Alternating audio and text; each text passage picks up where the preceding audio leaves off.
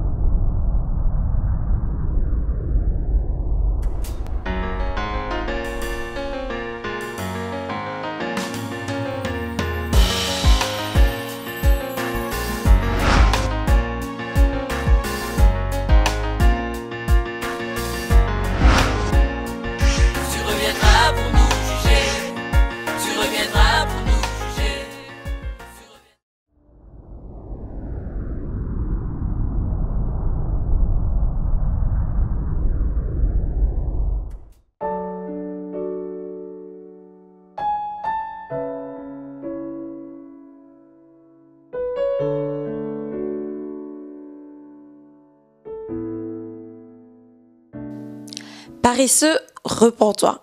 Paresse, arrête-toi au nom de Jésus. Moi-même, aujourd'hui, et le frère Timothée, voulons vous sensibiliser. Vous sensibiliser à quoi? Tout simplement à la valeur travail.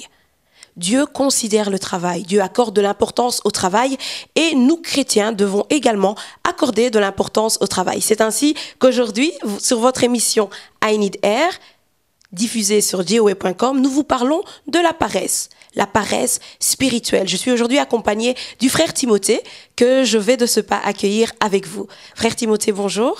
Bonjour ma sœur Vevette. Comment vas-tu, dis-moi? Ça va par la grâce de Dieu. Je tenais tout de même à te remercier pour le déplacement, d'avoir fait le déplacement. Merci beaucoup de nous avoir accordé de ton temps. C'est un privilège. Merci à vous de m'avoir invité. Gloire à Dieu. Il faut savoir que le frère Timothée vient de Paris.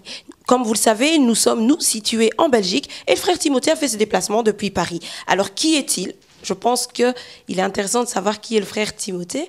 Le frère Timothée Yende est originaire du Congo. Il est prédicateur de l'évangile. Il sert Dieu à l'église MIPA à Paris. MIPA, Mission internationale de la puissance de la parole, avec le pasteur principal qui n'est autre que le pasteur Daniel Guilain Kalala, que nous saluons d'ailleurs ensemble avec toi. Ensemble avec. Gloire à Dieu. Et alors, je peux dire que le frère Timothée n'est pas seul dans la vie. Il est fiancé à la très charmante sœur Phyllis Ntemo Kabwika, que nous saluons également. Sœur Phyllis, que Dieu vous bénisse. Et ils sont en préparation donc de leur mariage. Dans la vie de tous les jours, je peux le dire ainsi, le frère Timothée est conseiller en vente pour une grande marque de prêt-à-porter. Voilà. Et alors, dans le Seigneur, il exerce activement au sein de la MIPA en tant que prédicateur et il est en préparation pour exercer dans le cadre du ministère. Je peux dire gloire à Dieu pour toutes ces choses. Que Dieu soit béni, c'est une faveur que Dieu nous a fait et on remercie le Seigneur pour cela. Alléluia. Si tu devais expliquer tout de même ton parcours, ou alors je dirais en 5 minutes, très brièvement, comment tu en es arrivé à donner ta vie à Jésus-Christ, que dirais-tu à nos internautes? Alors, j'ai eu un parcours un peu béni par la grâce de Dieu. Depuis mon enfance, oui. J'ai grandi dans une famille chrétienne, du moins catholique. Et quelques temps après, je suis né à Kinshasa. Et dans les rues, on avait beaucoup des églises évangéliques. Et je suis rentré à l'Écodim très jeune. Oui. Et jusqu'à l'âge de 12 ans, là où j'ai eu la grâce de rencontrer vraiment le Seigneur, de donner ma vie à Jésus. Et je me rappelle de cette date-là, enfin de cette année-là, c'était une année exceptionnelle. Quelques mois après, on est passé par les eaux des baptêmes et ces jours-là, c'était un jour remarquable. J'ai reçu le baptême du Saint-Esprit et je peux voir l'image. On était beaucoup de jeunes qui devaient avoir 12, 13, 14, 15 et plus. Oui. Et sous l'onction du Saint-Esprit, on était baptisés. C'était vraiment un jour formidable et c'est comme ça que j'ai reçu les Seigneurs et c'est comme ça que je suis rentré dans le royaume. Gloire à Dieu, il a fait son choix. Vous aussi, faites votre choix. Alors, la paresse spirituelle, on en parle ? La paresse spirituelle, c'est un thème très, très, très important. Je pense qu'avant de pouvoir parler de la paresse spirituelle, oui. Il faudrait que nous puissions quand même commencer par définir la paresse. Tout à fait. Parce que la paresse spirituelle, c'est encore complexe. On va essayer ensemble, avec toi, d'essayer de de parler un peu de la paresse. Et c'est grâce à ça, ça va nous aider par la suite, essayer de voir c'est quoi la paresse spirituelle. Alors, la paresse, selon plusieurs dictionnaires sont d'accord à donner la même définition, un comportement d'une personne qui repugne à l'effort, au travail et à l'activité. Donc, c'est un comportement d'une personne qui répugne à l'effort, au travail et à l'activité. C'est quelqu'un qui refuse de travailler. C'est quelqu'un qui prend son temps. C'est quelqu'un qui se plaît à dormir. C'est quelqu'un qui est toujours lent et qui a du mal, en fait, pendant que les autres se lèvent, se donnent le moyen de pouvoir aller travailler, de pouvoir se lever. Quelqu'un qui est paresseux, bah, il va ramer, il va passer le temps. Il ne va pas faire d'efforts. Il ne va pas faire d'efforts. D'accord. Et il y a quelques points qui accompagnent la paresse. J'ai noté quelque chose, je disais, dans la paresse, on retrouve souvent le manque d'énergie, la lourdeur, lenteur, manque de motivation, la négligence. C'est des choses, un paresseux, souvent, c'est quelqu'un de très lent, c'est quelqu'un de lourd. Quand il faut faire des choses, bah, il va ramer, il va prendre son temps. Et ça, c'est dans la définition classique de la paresse. De la paresse. Alors, la paresse spirituelle, c'est presque pareil, c'est les mêmes choses. Quelqu'un qui est paresseux spirituellement, eh ben, c'est quelqu'un qui va pas faire d'efforts par rapport à s'engager à l'œuvre de Dieu, par exemple. Il va pas faire une démarche en allant vers le Seigneur. En ce qui concerne la prière, un paresseux, c'est quelqu'un qui ne va pas s'investir dans la prière. C'est quelqu'un qui, au lieu de prier, va préférer passer plus du temps dans les futilités. Un paresseux, quelqu'un qui est dans la paresse spirituelle, c'est aussi quelqu'un qui va vouloir passer du temps, par exemple, devant la télé, par exemple, devant les réseaux sociaux, au lieu de pouvoir se concentrer à prier. Et dans la paresse spirituelle aussi, on voit aussi que cette personne-là ne va pas s'investir à chercher les Seigneurs par la parole, ne va pas s'investir à vouloir s'investir dans l'œuvre de Dieu, à chercher à travailler pour le Seigneur, vous voyez. Donc, c'est un peu ça, en fait, en quelque sorte, que je pourrais un peu définir la paresse spirituelle. Aujourd'hui, nous disons non à la paresse spirituelle. Alors, as-tu pour nos bien-aimés une illustration, à nous partager justement concernant la paresse? J'ai pensé à un passage dans la Bible que j'aime beaucoup. On va essayer de voir ça ensemble. Oui, je t'en prie. Et nous sommes dans le livre de Proverbes, chapitre 19, verset 24. Et c'est un petit passage, mais j'aimerais bien qu'on puisse s'attarder un peu dessus. La Bible a dit « Le paresseux plonge sa main dans le plat et il ne la ramène pas à sa bouche. » Je répète encore, le paresseux plonge sa main dans le plat et il ne la ramène pas à sa bouche. Donc, le paresseux, c'est quelqu'un même pour manger le plat qu'il a préparé, ben, c'est quelqu'un qui va mettre sa main, mais aura du mal à prendre sa main pour mettre la nourriture dans sa propre bouche. C'est une image très forte. Et c'est une image très forte par rapport, et je peux encore aller plus loin. Vous savez, dans la paresse spirituelle, quelqu'un qui tombe dans la paresse spirituelle aura tendance à vouloir laisser... vous savez, l'homme a sa part des responsabilités. Dans l'alliance que nous avons avec Dieu, dans notre relation que nous avons avec Dieu, nous avons notre part des responsabilités. Dieu a sa part des responsabilités. Donc, cette illustration montre combien l'homme, même là où il doit faire des efforts, même l'homme doit aller chercher la nourriture pour manger, mais l'homme va attendre comme si il demandait à Dieu de lui donner, de l'aider à manger. Et Dieu, ce sont des choses qu'il ne le fera pas. Ça, c'est la part. Il nous a donné la force, il nous a donné l'énergie, il nous a donné les capacités, les compétences physiques pour que nous puissions en fait réaliser ces besoins de tous les jours. Pour aller faire à manger, tu n'as pas besoin de prier, tu n'as pas besoin de demander à l'intervention de Dieu. Tu as assez d'énergie et assez de force pour pouvoir réaliser ça. Donc, cette image, c'est quelque chose qui m'a vraiment beaucoup frappé en disant qu'en fait, un paresseux, même pour manger, il va avoir du mal. Il va avoir du mal. Et un paresseux, il va toujours laisser Dieu faire ce que lui doit faire. Vous voyez, c'est quelque chose qui va vraiment... quand je lisais ces passages, je me suis dit, tiens, c'est grave. Souvent, c'est ce que nous remarquons dans la marche avec le Seigneur. Nous remarquons que là où l'homme doit s'investir pour faire quelque chose pour Dieu, il va attendre Dieu. Il va dire, voilà, Seigneur, je veux que tu fasses ça. Par exemple, je vais donner encore un autre exemple. Oui, je t'en prie. La lecture de la parole de Dieu. Vous voyez, c'est de la part de l'homme d'aller chercher la connaissance. Donc, Dieu dit, je me laisse trouver par celui qui me cherche. Donc, Dieu est dans sa parole. L'homme doit aller chercher la connaissance. L'homme doit chercher Dieu pour que Dieu se laisse trouver. Mais souvent, la personne qui vit dans la paresse spirituelle va vouloir attendre Dieu dans sa maison. Va dire, voilà, j'attends, peut-être que Dieu va se révéler à moi, peut-être qu'un ange du Seigneur va m'apparaître, peut-être... Et en fait, il ne va pas faire le pas. Et c'est ça que la démarche d'aller vers Dieu, d'aller chercher Dieu dans la parole, d'aller chercher Dieu dans la prière, en fait, la part de responsabilité que l'homme a, en fait, il ne va pas le faire. Et il va pas le faire. Et ça, on le voit dans l'image de ces paraboles. C'est une image très forte. Cette personne-là qui doit faire à manger. Et pour manger, en fait, il va attendre. Il a même pas assez d'énergie. On avait parlé des manques de motivation, manque d'énergie, des manques de la lourdeur. De négligence aussi. De négligence. Quand on fait à manger, c'est pour nous. C'est pour manger. Donc Dieu ne descendra jamais pour t'aider à manger. Et là, c'est pareil. Dieu ne descendra jamais pour t'apprendre, t'avaler la Bible. Dieu ne descendra jamais pour te parler sur certaines choses qui concernent ta vie. Dieu ne le fera pas. En fait, Dieu se laisse trouver dans sa parole. Mais c'est à toi de faire les pas, d'aller chercher les seigneurs dans la parole, d'aller chercher les seigneurs par une vie de prière, d'aller vers le Seigneur.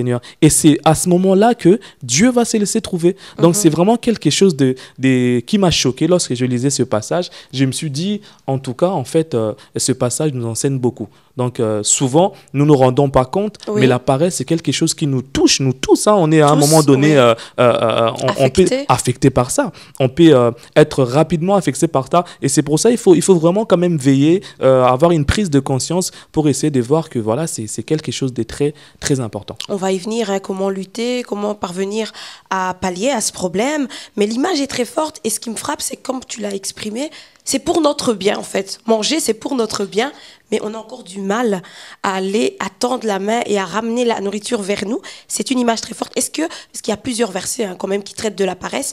Est-ce là un de tes versets favoris concernant la paresse? Par rapport à la paresse, il y a d'autres versets. Je pense qu'on y reviendra sur la fourmi, par exemple.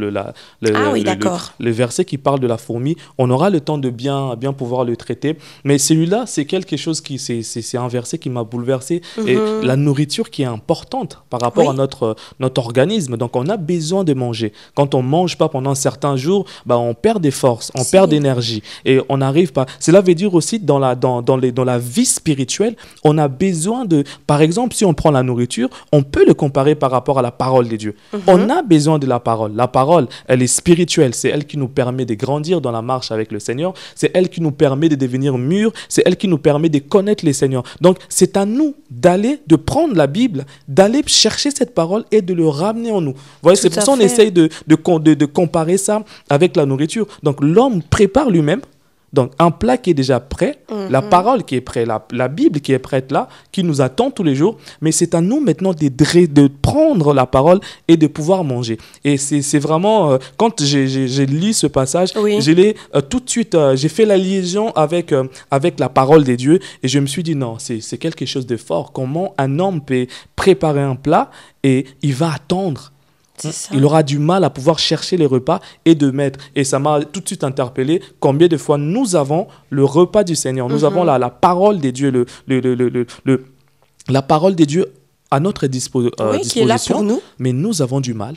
Nous avons du mal. Nous ne faisons pas l'effort. Nous disons, voilà, elle est là, mais voilà, je mangerai demain. Je vais manger après-demain. Et puis nous repoussons. Et c'est exactement cette image qui m'a vraiment interpellé.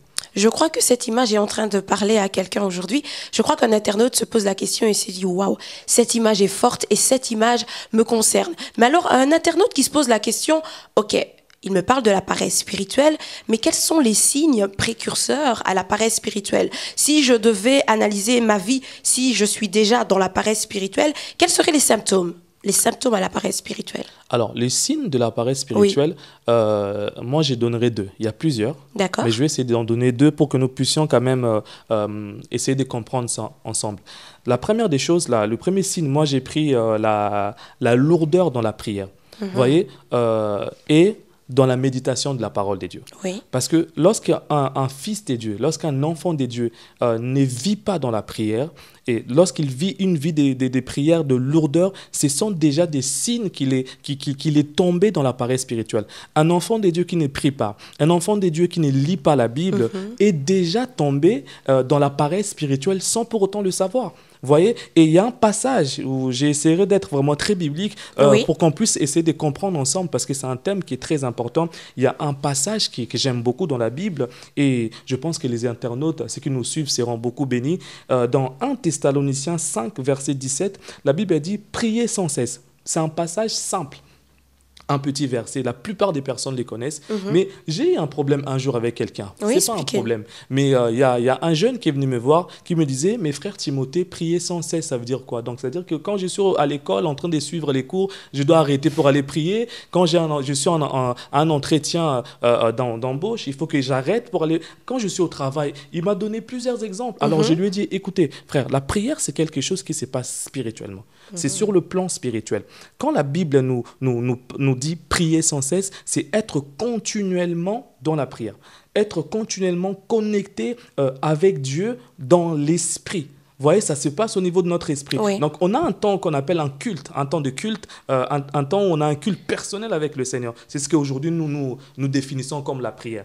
Ça, c'est ce qu'on peut appeler un temps de culte. Mais la prière en elle-même, elle est plus qu'un temps de culte. Vous voyez, on a un temps, 1 heure ou 30 minutes où on les consacre dans la journée parce que, bien sûr, on est occupé, on a plusieurs choses à faire, on a une vie professionnelle, une vie familiale. Donc, mais la prière que la Bible nous demande de faire ici, c'est être continuellement dans l'esprit en train d'être en contact avec le Seigneur par la prière. Parler au Seigneur de notre esprit, et pendant que tu es en train de travailler, tu pries. Pendant que tu es en train de passer ton entretien, pendant que on est en train de passer notre entretien pendant cette émission, je prie en même temps. Vous voyez, on est en train de... On parle, on commente la parole, mais dans notre esprit, on reste en prière. Et la Bible dit prier sans cesse. Donc, un chrétien qui n'est pas continuellement dans la prière est déjà tombé dans une paresse spirituelle.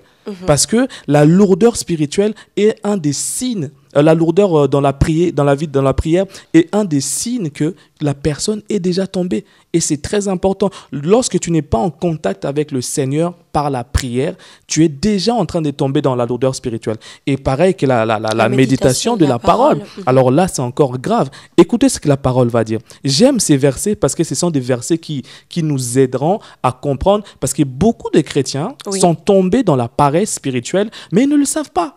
Vous ne pouvez pas être un chrétien sans lire la Bible. Vous ne pouvez pas être un chrétien sans vivre dans la prière. Vous voyez, on n'est pas chrétien, il faut encore définir c'est quoi être chrétien. On n'est pas chrétien parce qu'on va à l'église. On n'est pas chrétien parce qu'on est né dans une famille chrétienne. On est chrétien parce qu'on a donné notre vie à Christ et Christ nous a connectés dans le royaume. Et une fois qu'on est connecté dans le royaume, on doit vivre continuellement en connexion avec le royaume, avec notre Père. Et les voies par lesquelles nous pouvons vivre en connexion avec le Père, c'est la prière et la méditation de la parole. Mais quelqu'un maintenant, une personne, un chrétien qui me suit, qui ne vit pas dans la parole, qui ne vit pas dans une vie de méditation de la parole, dans une vie de prière, est tombé dans une paresse spirituelle sans le savoir. Écoutez, on va lire ces passages, ça va vraiment nous aider, nous éclairer. C'est un passage que nous connaissons dans le livre de Josué, Josué chapitre 1, verset 8. Voici ce que la parole dit. Que ces livres de la loi ne s'éloignent point de ta bouche, médite-le jour et nuit pour agir fidèlement selon tout ce qui est écrit, car c'est alors que tu auras du succès dans tes entreprises, c'est alors que tu réussiras. Vous voyez, ces passages dilatent un peu, essayent d'expliquer un peu l'importance de la méditation. Il dit que ces livres de la loi ne s'éloignent point de ta bouche. Et j'aimerais m'attarder un peu aussi. Quelqu'un va me dire, mais frère Timothée, tu nous demandes de lire la Bible, mais pourquoi la Bible nous dit ça ne s'éloigne pas de ta bouche? Vous voyez? Alors qu'un livre, normalement, on devrait dire, ça ne doit pas s'éloigner de tes yeux, puisque tu le regardes en face. Quand on lit, on est là devant un texte, on doit le lire. Et pourquoi ce livre-là, qui est censé être lu, ne doit pas être de s'éloigner de ta bouche? Et là, on va aller encore plus loin. Je vais essayer de définir un peu méditer. Méditer en hébreu veut dire plusieurs choses. La première des choses que méditer veut dire, c'est proclamer. Voyez, voilà pourquoi la Bible dit ici, ne s'éloigne point de ta bouche. Parce que la méditation ne doit pas se faire, et même dans les synagogues juives, lorsqu'ils lisent les textes, ils les lisent en haute voix. Vous voyez, et Jésus, quand il est rentré pour ouvrir les livres d'Ésaïe, il a lu en haute voix. C'est comme ça qu'on lit dans les synagogues. Donc voilà pourquoi, quand Dieu parle aux Juifs ici, au peuple d'Israël, que ces livres de la loi ne s'éloignent point de ta bouche, il comprend. Parce qu'ils ont l'habitude de proclamer. Donc, méditer ici, c'est d'abord proclamer. Mais la Bible dit, médite-le nuit et jour. Donc, ça veut dire qu'on doit d'abord la connaître. Ces livres, la parole de Dieu, on doit lire la parole de Dieu. Une fois qu'on connaît, par exemple, il y a un passage qu'on aime beaucoup, le psaume 23, l'Éternel est mon berger. Vous savez, à un moment donné, on connaît tellement ces passages, on peut réciter ces versets sans pour autant avoir la Bible avec nous. C'est ça, en fait, ce que la Bible appelle médite-le. Donc, proclame-les. Tu les connais, tu les lis, après tu commences à proclamer. Mais maintenant, un chrétien qui ne lit pas la Bible. Donc, il ne va pas le proclamer. Et la méditation, maintenant, ça va être la réflexion dans la journée. Donc, quelqu'un qui ne lit pas, donc ça veut dire que non seulement il n'est pas dans une vie de prière, et s'il ne lit pas, il ne connaît pas. S'il ne connaît pas, il ne peut pas le proclamer dans la journée. Et s'il ne le proclame pas dans la journée, il ne peut pas la méditer. Donc, dans son esprit, il n'est pas en contact avec le Seigneur. Et donc, il est forcément tomber dans une paresse spirituelle sans le savoir. Parce que ça, c'est son devoir. Lorsque la parole dit que ces livres de la loi ne t'éloignent pas, médite-le nuit et jour. C'est-à-dire que c'est toi, c'est ton engagement, c'est à toi d'aller chercher la méditation.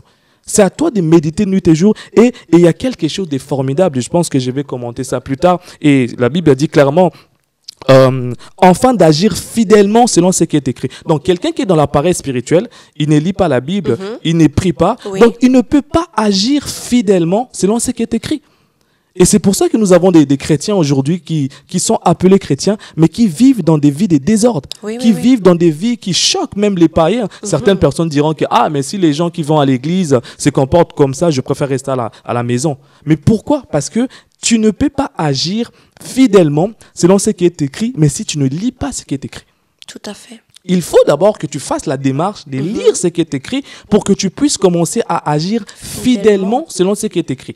Donc, si tu ne fais pas l'effort, parce qu'on avait parlé dans la définition de paresseux, on disait c'est quelqu'un qui répigne, qui a du mal, qui ne veut pas faire l'effort. Donc, cela veut dire que elle-même, la personne, elle doit aller chercher la parole. C'est à nous d'aller chercher la parole, de la méditer tous les jours et de pouvoir commencer à agir fidèlement. Et c'est après que la Bible dit, c'est alors que tu auras du succès dans tes entreprises. Et c'est alors que tu réussiras. Donc, même la réussite de la marche avec Dieu dépend de la parole de Dieu et d'une vie de prière. Donc, maintenant, quelqu'un qui n'est pas dedans est déjà forcément tombé dans une paresse spirituelle. D'accord. À quelqu'un qui nous écoute, voici donc les signes. Si peut-être tu t'es reconnu, c'est le temps, c'est possible de changer. Alors, qu'est-ce que la paresse détruit en nous? On a vu, il y a un manque de vie de prière, manque de méditation. Mais qu'est-ce que ça détruit en nous? Qu'est-ce que ça provoque? Qu'est-ce que ça entraîne? J'avais deux pensées qui arrivaient à mon esprit. La première pensée, c'est que la paresse détruit en nous d'abord notre vie spirituelle. Parce qu'être chrétien, nous sommes connectés avec Christ, nous sommes devenus des nouvelles créatures. C'est une nouvelle vie spirituelle qui arrive en nous.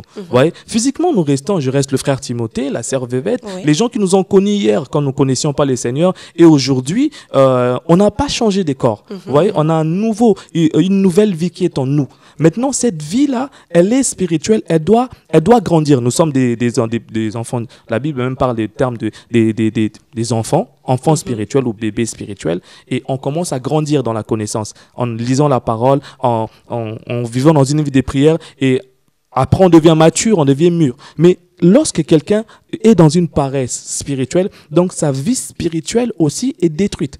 Et je vais essayer de vous donner les exemples. La paresse spirituelle, par exemple, elle détruit, elle amène le sommeil spirituel.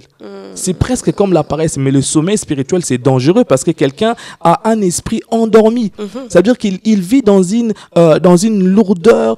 Et je vais vous donner un exemple. Quelqu'un qui vit, par exemple, dans le sommeil spirituel, c'est quelqu'un qui, spirituellement, par exemple, il ne sera pas en mesure quand il reçoit des rêves, par exemple, il aura du mal à retenir.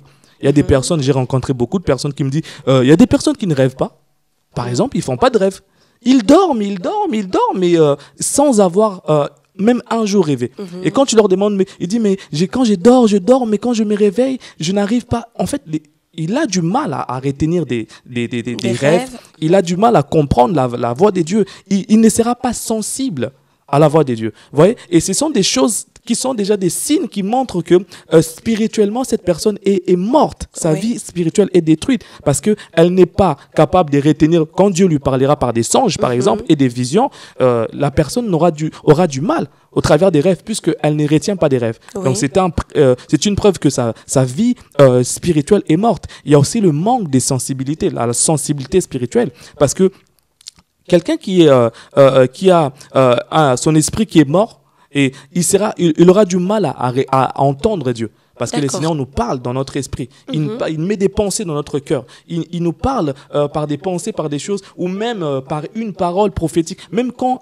une saison prophétique peut s'ouvrir à cette personne-là, mais la personne aura du mal à comprendre parce que spirituellement, la personne est morte.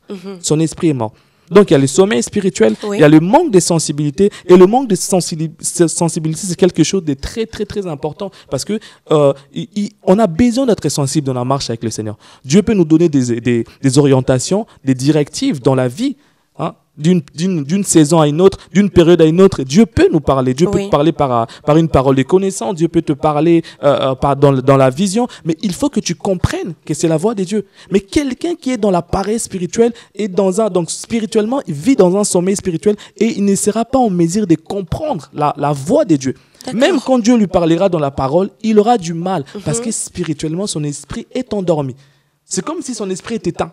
D'accord. Vous voyez? Parce que lorsque nous donnons notre vie à Jésus, nous sommes une nouvelle créature. Donc, le Seigneur régénère notre esprit. Il nous donne un nouveau, un esprit régénéré. Mais si maintenant cet esprit qui est régénéré tombe dans une paresse spirituelle, c'est comme si cet esprit était étouffé. Il ne sera pas en mesure de comprendre, de recevoir les choses, la pensée de Dieu, parce qu'il sera distrait. Vous voyez? Donc, ça détruit sur le plan spirituel le manque de compréhension des visions, le manque de sensibilité. Et j'ai dit quelque chose aussi qui est très important. Quelqu'un qui est endormi, qui a une vie spirituelle éteinte, a le manque de la puissance. Donc, il ne manifeste pas la puissance.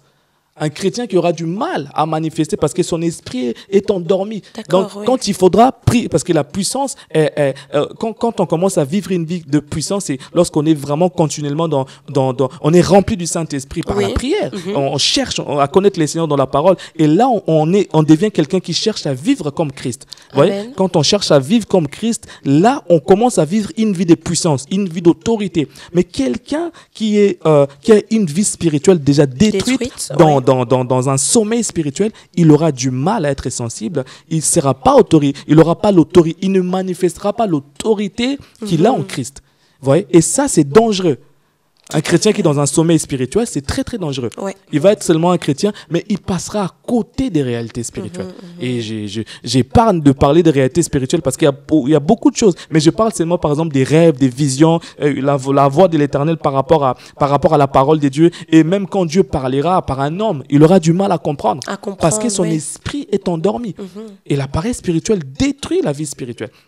Voilà pourquoi on a des personnes à l'église qui vivent 5 ans, 10 ans, 20 ans de vie chrétienne. Ils ne portent pas de fruits parce que spirituellement, mais en fait, c'est un enfant. C'est même pas un enfant, mais c'est quelqu'un qui est endormi. Vous voyez? Et quelqu'un qui est endormi spirituellement, mais il aura du mal à servir Dieu. Il aura du mal à s'engager avec le Seigneur. Il ne comprendra même pas son appel. Lorsque Dieu lui appellera, lorsque Dieu lui parlera par un songe ou par une personne, il aura du mal à saisir l'appel des dieux. Donc, ça détruit sur le plan spirituel. Mais ce qui est grave, les sommeils, plutôt la paresse spirituelle dans notre vie de tous les jours, dans notre vie, là ici j'ai appelé ça une vie naturelle, une vie de tous les jours, elle détruit, ça détruit en fait, on n'aura pas j'ai marqué manque de succès dans tout ce que nous entreprendrons. C'est ce que la Bible nous dit. C'est alors que tu auras du succès dans tes entreprises. Et il y a une différence entre avoir du succès et réussir. Exprimez-vous. Avoir du succès dans toutes tes entreprises, le Saint-Esprit m'a aidé à comprendre ces passages, c'est que lorsque nous avons un projet, en fait, quand on a du succès dans toutes nos entreprises, les entreprises, c'est tout ce que nous entreprend. C'est fait. pas une entreprise où on travaille, mais dans tous nos projets, dans tout ce que nous avons à faire, dans le mariage, réussite, dans le ministère, succès, dans les études, succès, sur le plan sentimental, dans tous les domaines, succès. Donc, quelqu'un qui est dans une paresse spirituelle, et ça va les détruire sur le plan spirituel, mais ça va aussi surtout les détruire sur le plan physique. Ouais. Et là, on va aller passer du temps à aller chasser les démons. J'aime la délivrance, j'aime la puissance, j'aime le combat spirituel. Mais à un certain moment, c'est un problème de paresse spirituelle. D'accord. Ouais. Ça détruit son esprit. Son esprit est endormi. Il ne comprend pas la voix de Dieu. Il a du mal à comprendre. Il a du mal à exercer son autorité. Et cela se répercute sur sa vie physique. Je vais vous donner un exemple dans la parole, par exemple. Vous remarquerez la vie d'Adam, par exemple, lorsque le Seigneur lui a dit, si tu manges du fruit de cet arbre, tu mourras. Mais quand ils ont mangé, ils ne sont pas morts physiquement. Ouais. Mais spirituellement, ils étaient morts. Tout à fait. Et Adam a vécu 930 ans, alors qu'il a perdu la vie. Mais physiquement, il avait encore la longévité, il avait encore la capacité de vivre longtemps sur la terre, mais spirituellement, il était mort. Mais regardez la vie d'Adam, c'était une vie de souffrance, une vie de peine. Donc le manque du succès dans ces entreprises, c'est-à-dire que tout ce que tu fais, au lieu que ça te réussisse, ça ne te réussit pas. Ouais, les échecs dans les études, les échecs dans le projet de mariage, les échecs dans le ministère, les échecs dans tout ce que nous faisons. Et là, on se tourne, et nous, comme nous, on est des spécialistes à trouver le diable partout, donc on va aller chercher des démons, on va aller passer par des... J'aime la délivrance, mais des fois, il faut prendre le temps de s'arrêter. Vous voyez? Il faut s'arrêter, il faut regarder sa vie. Est-ce que je ne suis peut-être... Prendre conscience. Pourquoi les choses n'avancent pas dans ma vie? Parce que ça détruit le plan spirituel. Et une fois que spirituellement notre vie est détruite, et ça va se répercuter sur le plan physique. Et là, on manque du succès. Oui. Et la réussite, c'est encore... vous savez, on peut manquer du succès dans certains domaines de la vie, mais on réussit quand même dans un autre domaine. Mais quand tu manques de succès, et la Bible a dit, c'est alors que tu auras du succès et c'est alors que tu réussiras. Donc la Bible, elle sépare les deux. Oui. Vous voyez? Donc on peut avoir moins de succès dans certains domaines de la vie, mais on réussit quand même. Je peux échouer dans les études, je peux échouer dans un domaine, mais réussir dans un autre. J'ai échoué dans une formation, mais j'ai réussi dans le mariage, j'ai réussi mais si tu n'as ni le succès, ni la réussite dans tes entreprises, c'est-à-dire que tu vis dans une vie morte. Et ça, c'est juste l'expression de ce que ton esprit est. Enfin, c'est l'expression de ta vie spirituelle. Et quand ta vie spirituelle est déjà dans un sommeil spirituel, ben, ça va se répercuter physiquement. Vous voyez? Et la paresse détruit la vie spirituelle et elle détruit aussi la vie physique. Donc les choses qui étaient spirituelles vont commencer à se manifester. Oui, il y a une incidence. Oui. Et c'est comme ça, on va commencer à aller chercher des démons. Alors que non, c'est à nous. C'est de prendre, c'est un temps de prise de conscience, de s'asseoir, de regarder ma vie. Et tu comprendras que tu as négligé la parole. Tu comprendras que tu as négligé une vie de prière. Et là, il faut que tu comprennes. Et donc, à celui qui me suit, aux internautes qui me suivront, ils doivent comprendre, nous devons comprendre que à la paresse détruit notre vie spirituelle, la paresse détruit aussi notre vie physique. Tout ce que nous allons faire, au lieu que ça réussisse, on aura des échecs, on va accumuler des échecs, et jusqu'à ce qu'on aura cette prise de conscience pour pouvoir chercher Dieu, afin que le Seigneur nous délivre. Alléluia, merci pour cet apport, frère Timothée. Et comment lutter tout de même contre la paresse? J'ai déjà relevé un point, la prise de conscience. Comment lutter contre la paresse? Je pense qu'il faudra qu'on revienne, que je m'attarde encore sur la prise de conscience, c'est quelque chose de très important. Oui. Ça, c'est vraiment, pour ma part, c'est la première des choses qui vont nous permettre à sortir de la paresse spirituelle. Parce que une fois qu'on n'aura pas, tant qu'on n'aura pas cette prise de conscience, on va jamais sortir. En fait, vous savez, il y a un problème que je trouve chez l'homme. L'homme a toujours tendance à remettre la faute sur l'autre. Vous voyez, l'homme aime toujours dire c'est pas moi. Et ça a commencé dans la Bible. Lorsque Dieu appelle Adam, il lui dit Adam, pourquoi? Il dit je me cache. Il dit pourquoi tu te caches? Parce que je suis nu. Dieu lui dit mais qui t'a dit que tu étais nu? Et il rentre dans une sorte de conversation. Et puis finalement Dieu lui demande mais pourquoi tu as fait cela? Parce que c'est à toi. C'est toi que j'avais donné l'autorité. C'est à toi. Quand je t'avais dit de ne pas manger cet arbre-là, Ève n'était pas là. Donc pourquoi tu l'as fait? Il dit non, c'est pas moi. C'est la femme que tu m'avais donnée. Et puis par pareil que la femme. Bon, on se tourne vers la femme, on lui dit, bon, femme, pourquoi tu as mangé ça? Elle a dit, non, moi non plus, non, moi je suis innocent, c'est le serpent. Et bon, quand on arrive à l'animal, Dieu bannit le serpent parce qu'il sait que c'est le diable qui est dedans. Mais le problème, c'est que l'homme refuse de prendre sa responsabilité. Vous voyez? Et la prise de conscience, c'est de dire, voilà, ma vie n'avance pas. Il y a beaucoup de choses. Sur le plan spirituel, j'ai du mal. J'ai du mal à comprendre la parole de Dieu. J'ai du mal à recevoir, à être sensible. J'ai du mal. Qu'est-ce qui ne va pas? Là, on prend un temps, on s'arrête. On regarde. Et quand on se rend compte que je ne prie pas, combien de temps je prie pas? C'est peut-être une question à se poser. Combien d'heures je passe dans la prière? Combien de temps j'accorde à la parole? Combien de temps? Si je passe toute ma journée devant la télé, la nuit, je passe les nuits devant les réseaux sociaux, je passe mon temps à parler au téléphone, et si je vois ça, mais c'est normal qu'après, dans ma vie, je n'ai pas des résultats. Dans ma vie, je ne pourrai pas voir la main de Dieu. Et là, au lieu d'aller chercher un sorcier, ou d'aller chercher la faute sur une autre personne, il faudrait que nous-mêmes, nous puissions nous arrêter et dire que non, c'est moi. Ouais. Et Dieu parfois aimerait nous voir dire simplement non, c'est moi, c'est moi qui n'a pas pris l'engagement de pouvoir aller vers le Seigneur, chercher les Seigneurs. Donc la prise de conscience, c'est quelque chose de très important. Alors une fois que on a pris conscience, maintenant après il faudrait se lever, parce que la prise de conscience ne suffit pas. Souvent, et ça nous arrive souvent, ah oui, je me suis rendu. Et souvent, c'est quand on est à l'église, on a une prédication qui nous a touchés. Tu dis, oh là là, aujourd'hui, vraiment, je vais me lever. Mais oui, mais après, il faut vraiment se lever. Amen, oui. Et on va à la maison, on dit, ah non, cette semaine, vraiment, je vais me lever. Et lundi et mardi, quand la série que tu aimes beaucoup passe à la télé, tu dis, bon, je vais quand même regarder cette série. Et puis après, on retombe dans les mêmes habitudes. Vous voyez, il y a la prise de conscience, mais il y a aussi cet engagement de pouvoir se lever dans la prière, chercher Dieu jusqu'à ce que le Seigneur change ta vie, se lever dans une vie de méditation de la parole. C'est notre part. On revient encore à cette personne qui prépare la nourriture et qui ne veut pas manger. On est conscient que la nourriture est prête. La nourriture est prête, mais c'est à nous maintenant de pouvoir se lever. On est conscient que notre vie n'avance pas. La paresse spirituelle a détruit notre vie sur le plan spirituel. Elle a détruit notre vie sur le plan naturel. Mais maintenant, une fois qu'on a pris cette conscience, il faut qu'on s'élève. Et c'est la prise de conscience et s'élever dans la prière, s'élever dans une vie de jeûne, s'élever aussi à chercher à connaître Dieu dans les Écritures. Et c'est comme ça qu'on va vivre une vie bénie et on pourra être libre, délivré. On sera délivré de la paresse spirituelle une fois qu'on a pris conscience et une fois qu'on a pris l'engagement de s'élever. On ne prend pas seulement l'engagement, mais on se lève concrètement et on cherche la délivrance de l'Éternel. Amen. Alors sur I Need Air, on vit ce qu'on prêche, on vit ce qu'on annonce et on est transparent avec les internautes. Alors je te poserai une question, frère Timothée. T'est-il déjà arrivé, toi, d'être dominé par la paresse dans ta vie physique, ta vie naturelle, ta vie pratique et dans ta vie spirituelle? Est-ce que tu as une anecdote, une histoire à nous partager?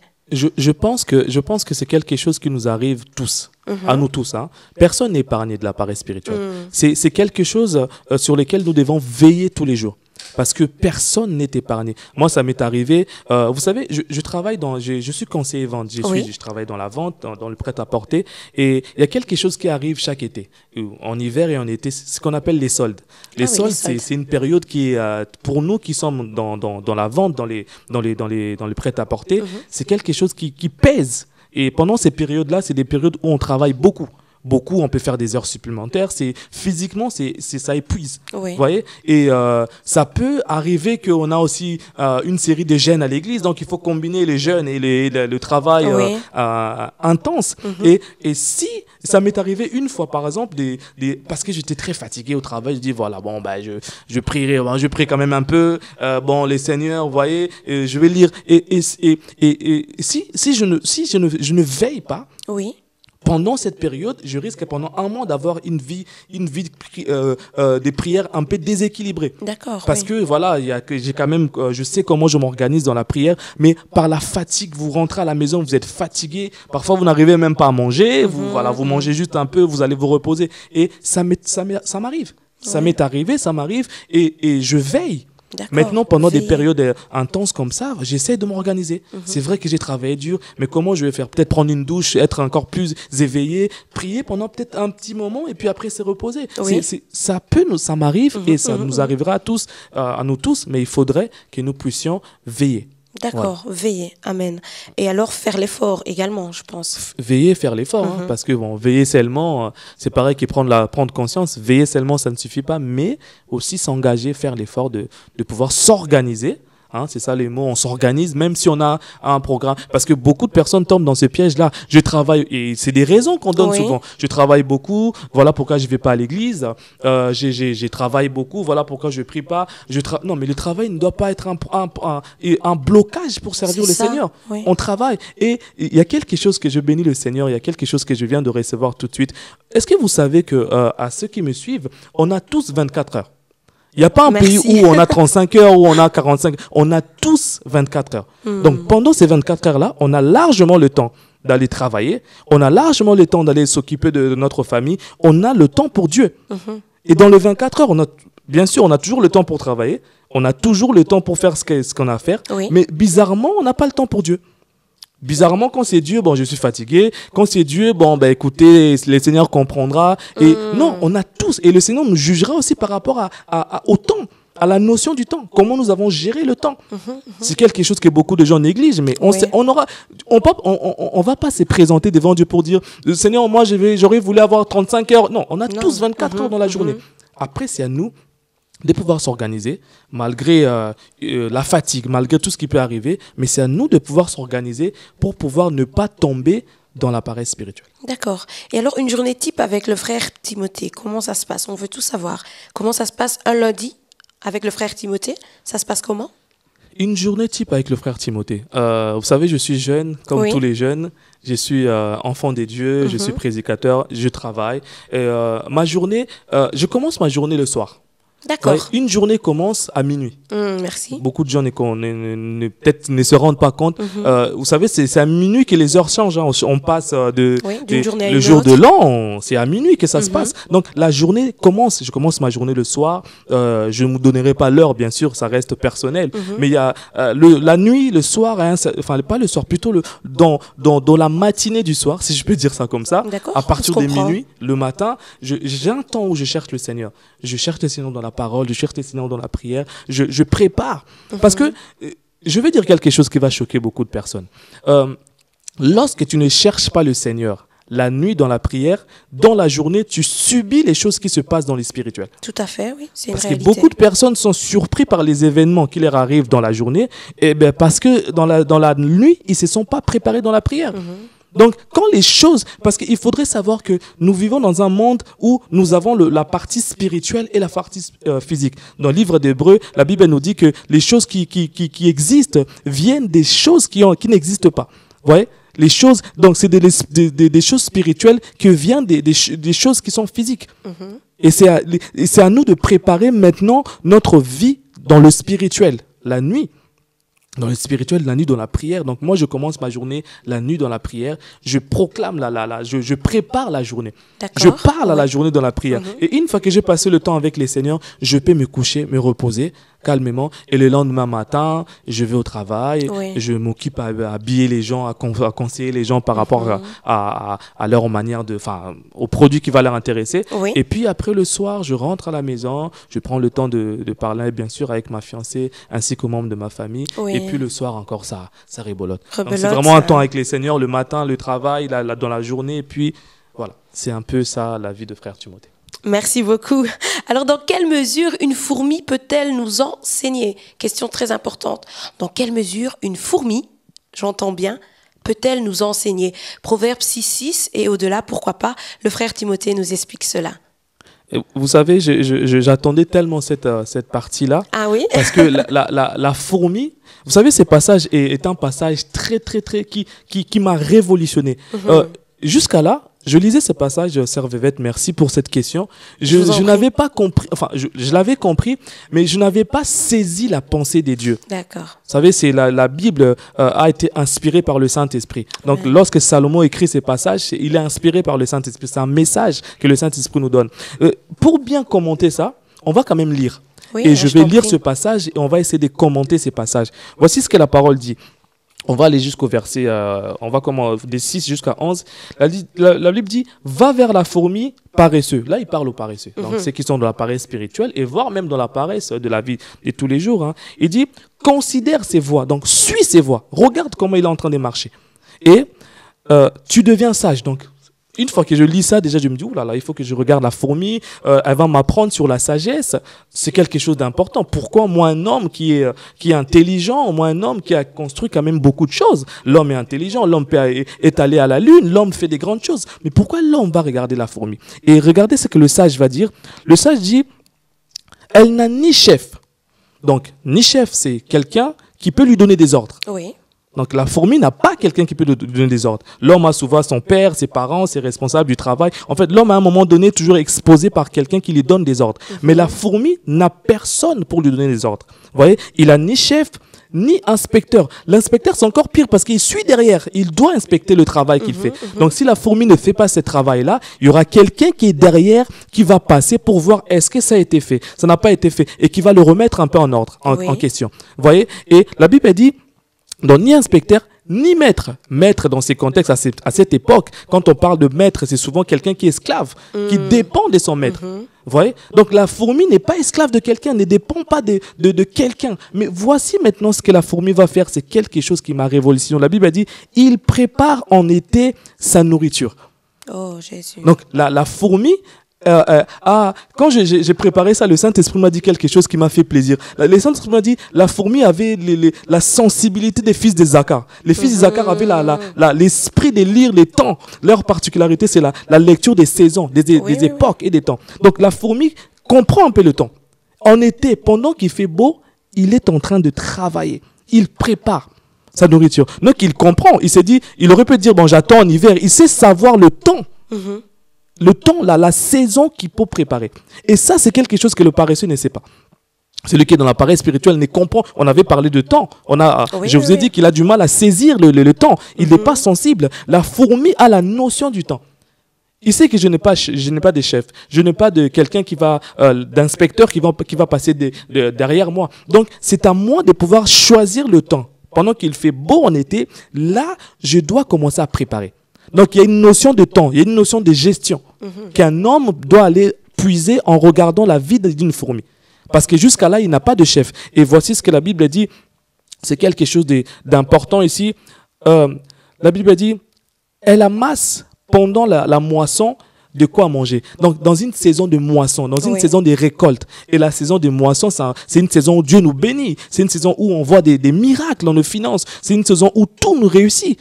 Et c'est là maintenant qu'il faut commencer à préparer, à amasser, à mettre de côté. Souvent, lorsque nous avons vu dans la vie de tous les jours des personnes qui étaient très richement bénies par le Seigneur, qui étaient riches, et parce qu'ils n'ont pas su gérer les choses.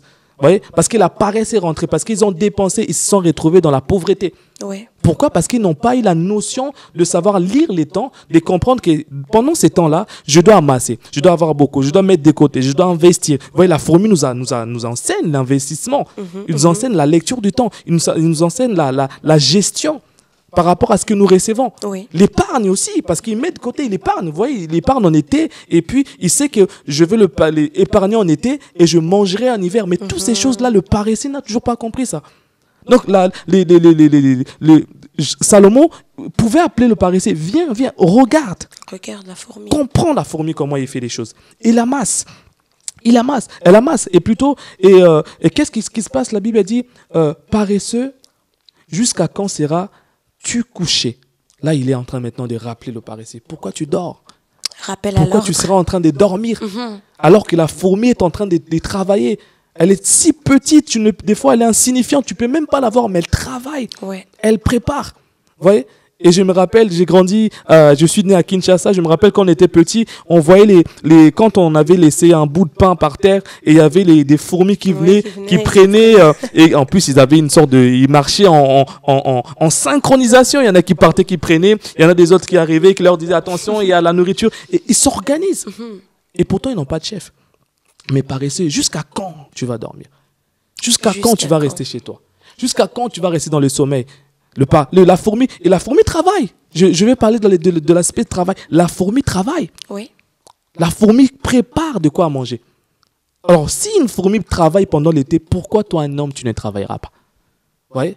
Et je parle aux chrétiens qui disent « Je veux que Dieu me donne du travail », mais qui ne se lèvent pas pour aller chercher du travail, c'est revêt. Beaucoup de chrétiens sont comme ça. Oui. Ils pensent que la manne va tomber. La manne ne tombera pas. On n'est plus dans la saison de la manne. Vous voyez, on prie, Dieu va envoyer la manne. Comment? Mais lorsque toi, tu vas aller chercher du travail. Tu ne peux pas demander à Dieu de te donner un travail si tu ne te lèves pas, si tu ne sors pas de la paresse pour aller chercher. Vous voyez, la fourmi, elle n'a pas de chef, elle n'a pas d'inspecteur, elle n'a pas de maître. Elle peut dire, voilà, bon, bah, écoutez, moi, je reste chez moi, Oui. j'ai pas besoin. Pourquoi je vais me mettre la pression pour aller chercher? J'attends et puis dès que je tomberai sur... Non, la fourmi pense. La fourmi réfléchit. Anticipe. Elle anticipe. Et la fourmi prépare, travaille. Mais pendant que la fourmi fait ça, le paresseux, et supposons que la fourmi habite dans la maison du paresseux. Vous voyez? Donc, dans la même maison, Oui. dans le même toit, la fourmi est en train de passer en train de chercher sa nourriture dans un coin de ta maison, mais toi, tu dors. Donc, tu te retrouves dans la pauvreté, mais la fourmi mange. Le paresseux se retrouve dans la pauvreté, mais la fourmi mange. Et voilà maintenant ce que le sage finit par dire. Le sage Salomon dit, et quand te lèveras-tu dans le sommeil? Et un peu de sommeil, un peu d'assoupissement, un peu de croiser les mains pour dormir, et la pauvreté te surprendra comme un rôdeur et la disette comme un homme en armes. La pauvreté finira par te surprendre. Et beaucoup de chrétiens aujourd'hui vivent dans une vie de disette, dans une vie de pauvreté. Pourquoi? Parce que nous ne lèvons pas. Je suis prédicateur de l'évangile, je prêche, mais je ne gagne pas ma vie par la prédication. Je suis passionné par Christ. Ce que j'ai fait, si j'ai quitté la France pour venir ici, c'est parce que j'aime le Seigneur. Amen. Ouais, je prie des jours des congés pour venir. Je ne serai pas payé par un homme, mais je viens le faire par Dieu. Mais je gagne ma vie par le travail que je fais de tous les jours. Amen. Du lundi à samedi, je travaille parfois même les dimanches. Vous voyez? Parce que je gagne ma vie. Je n'attends pas que la manne tombe du ciel. Je sais que Dieu est capable de bénir. Je travaille, je paye ma dîme, je donne des offrandes et je m'attends à ce que le Seigneur me propulse dans ce que je suis en train de faire. Parce qu'il faut savoir faire la différence entre le travail et le job. Le travail, ça c'est encore un autre... Il faut que le paresseux comprenne. Le travail, c'est ce que Dieu t'a donné. C'est ce que tu fais. C'est comme une passion, c'est comme une vocation. C'est ce que tu fais de tout ton cœur, c'est ce que tu aimes. Mais tu peux avoir un job aussi, tu gagnes ton argent, mais tu n'aimes pas. Mais tu le fais par rapport à l'argent seulement. D'ailleurs, beaucoup se lèvent et n'aiment pas aller travailler. Leur emploi est différent de leur travail. Ben oui, ben oui. Donc moi, je prépare, je travaille pour le Seigneur, mais pour vivre, je cherche l'emploi, je gagne ma vie. Vous voyez? Et c'est important que nous devons comprendre que la fourmi nous enseigne des choses très, très importantes. Elle habite dans la même maison que toi. Elle peut manger, elle a à manger. La Bible dit elle a masse, ça veut dire elle a des réserves de nourriture. Elle a masse en été et elle peut manger toute l'année. Mais pendant que la fourmi a de quoi manger, toi, le propriétaire de la maison, tu restes dans la paresse. Tu dors. Alléluia, c'est sur ces mots que nous allons nous laisser. Je vous dis à très bientôt sur I Need Air. Aujourd'hui, nous avions vu non à la paresse spirituelle et je vous l'annonce, ce n'était que la première partie. Nous retrouvons prochainement le frère Timothée pour une deuxième partie ensemble. Non à la paresse spirituelle. Vous étiez sur I Need Air, amour, intimité, rafraîchissement et je vous dis à très bientôt chaque premier samedi du mois. Que Dieu vous bénisse.